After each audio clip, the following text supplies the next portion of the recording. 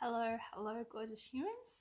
It's been a few days since I've done a live, and to be honest, I'm not hugely comfortable in front of the camera, but I do feel um, a pull to jump on videos and that sort of thing and do live videos because I feel as though it's got a different energy about it than just typing texts. And for me, I prefer to listen to someone than to go through and read. Just because I'm usually multitasking and I like to be able to listen while I'm doing stuff. So that's one of the reasons why I jump on video. The other reason is because it is actually out of my comfort zone. And I like to be able to entertain discomfort daily. I think that that's a really important thing to building resilience, because if we don't look for opportunities to grow through our discomfort, then they'll be forced upon us, which is something that I have learnt. And today is kind of along those lines. Today I'm going to be talking about uncertainty and fear and how do you start to process these surges of energy and emotion that go through our body. And especially right now when there is so much that's unsure and uncertain, we love living in this world of predictability and surety. And I've mentioned before that there's no such thing as security. There's no such thing as, making everything predictable, because the nature of life is that it isn't, that it is constantly changing. But with all the things that are going on and all these different, there seems to be a division between people who are, asking some more questions and people who are wanting to also just, do what's expected so we can get back to normal quicker. So this is to do with the whole COVID thing, and I'm not going to go into all the different sides and all of that, but just really want to acknowledge how much uncertainty and fear there is.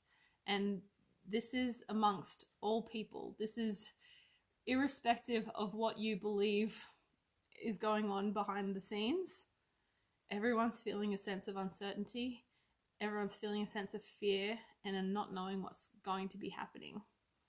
And one of the things that, if we need to process something, these emotions, if we want to get them and be a bit more productive with them instead of just having them lingering there, one thing that we need to do is sit with them, sit with the discomfort of those feelings and allow them to be seen by you. Hold space for them without judging them, just observing them, and feel in your body where it's coming up and where it's bubbling up. Also journaling through and becoming a bit aware about what is it exactly that is scaring you? What is it that you're fearing the most? What is it that you're most anxious about through all of this? And articulate it. What would that look like? Like the biggest fear, what would that look like? And if that were to happen, then what? Then what would you do? And then what would be your biggest fear? So really going through and isolating what the fears are and articulating them, because sometimes something that we don't shine a light on, it can be scarier and scarier. Just like if you think that there are monsters under the bed, but the moment you shine the light under the bed, there's no monsters there, right? So sitting with the discomfort, holding that space and allowing yourself to be in that discomfort, and then also engaging with the idea that maybe our fears aren't as big as or scary if we actually allow ourselves to be in that, mental framework to go, okay, well, what then? If that were to happen, then what?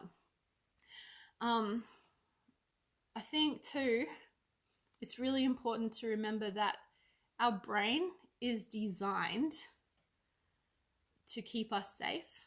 And that means that it will usually seek out the most terrifying circumstance or the most terrifying or the worst possible outcome.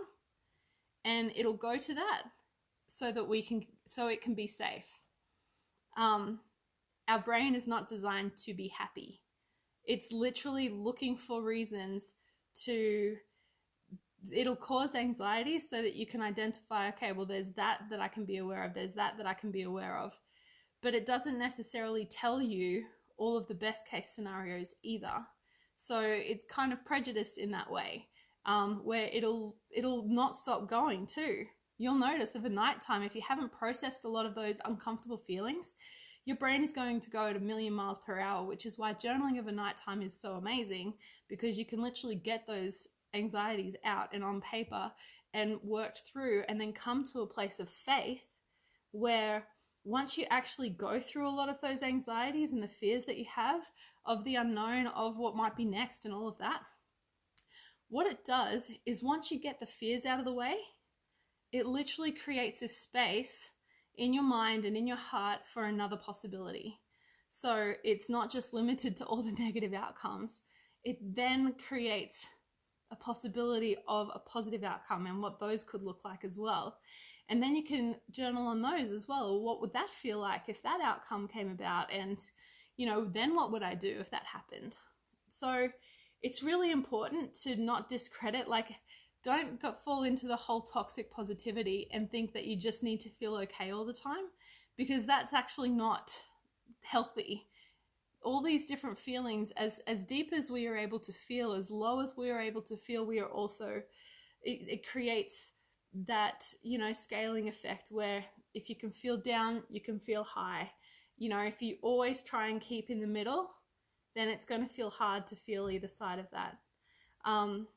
So when we hold space for these feelings, when we hold space for the discomfort, what we can then do is we can make a more conscious decision towards feeding into the fear or feeding into the faith, because that's really what it comes down to. And we all know that positive thinking and that sort of thing, it does have different effects on our body than negative thinking. It's the psychosomatic link.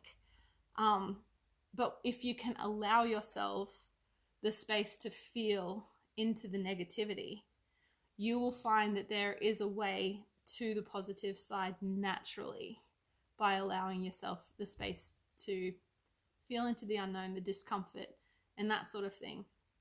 And I'll be talking in the next few days about cognitive dissonance as well, because it's so relevant right now.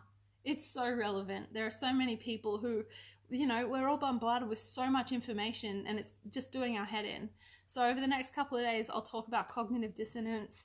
And I also really want to do a breathwork session, and even release a free meditation for people to be able to feel through these feelings. This is a process that I do when I have really uncomfortable feelings bubbling up.